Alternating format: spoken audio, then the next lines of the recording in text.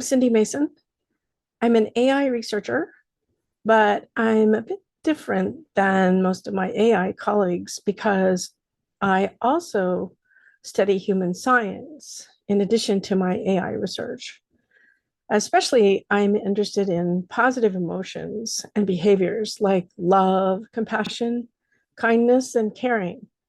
While I was doing AI research at UC Berkeley and at Stanford, I became trained and certified in compassion therapies, working at hospitals and clinics and other places near campus. What I learned from working with these patients in these hospitals in these difficult settings is that positive emotions like compassion are biological superpowers.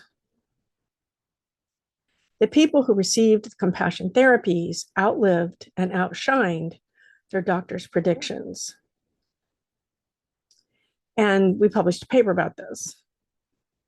What I didn't realize was at the same time that space technology was taking off, and at the same time that artificial intelligence has been taking off with like ChatGPT and OpenAI and the large language models and so on, that human science was also taking off.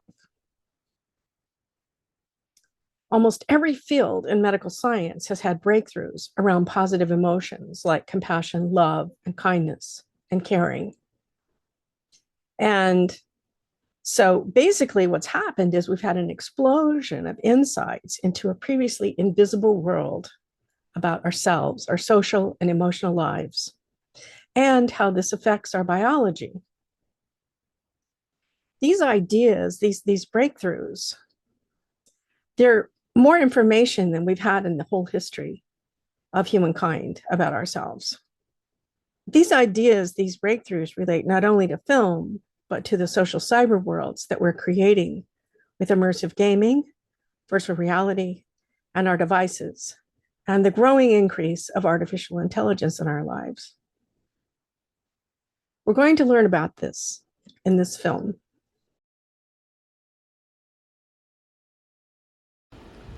When you watch a film, something stays with you long after that film is over with. If that's a positive thing or a negative thing depends on the film itself, and it happens to all of us in the audience. In this film, you're going to learn about some human science that will help guide us as to how to create films, tools, and other kinds of technology like artificial intelligence that can support our biology.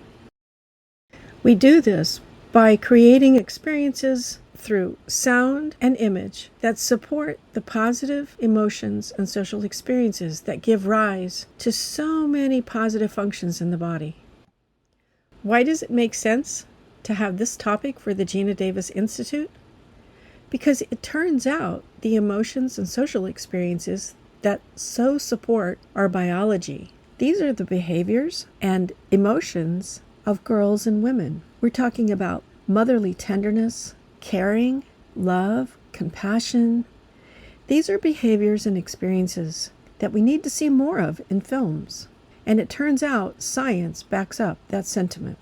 According to my research, our cells, organs, and body systems need the effects of positive emotions like compassion, not only to resist disease, but to increase our resilience to stress. And that's an important thing because stress influences chronic illnesses and many other problems. No matter what our age is, we seem to benefit from the effects of positive social and emotional experiences. The importance of such positive emotions are not limited to healing in hospitals. In the groundbreaking discoveries of Clifford Nass and his students at Stanford in a new field called user experience studies, Nass discovered something very interesting about people, media, and technology. The time we spend with media and technology changes us. When we interact for hours on end with a device or a gaming environment, it changes the way we treat one another. This is especially important if you think about how violent some of the movies and video games are that we have made. It makes all these human science studies all the more relevant to how we construct, design, and think about the media and technology that we surround ourselves with in this new cyber world we're constructing. It has an effect I call machine rub-off or media rub-off. And it happens not just to one of us, but it's happening to all of us. This phenomena was recognized long ago in the fields of medicine. It's called bioplasticity. It was first recognized to occur in the relationship between our positive or negative thinking and its effect on our immune system. But it's now been recognized across almost every single aspect of medicine. We are changed physically and biologically by the people, places, and things we interact with every day. Now this includes technology and media.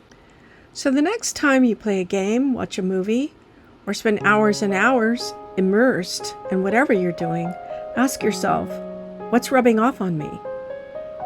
The good news is these breakthroughs in human science can guide us into how to construct media and technology, tools and games, virtual realities, and so on that actually support our biology.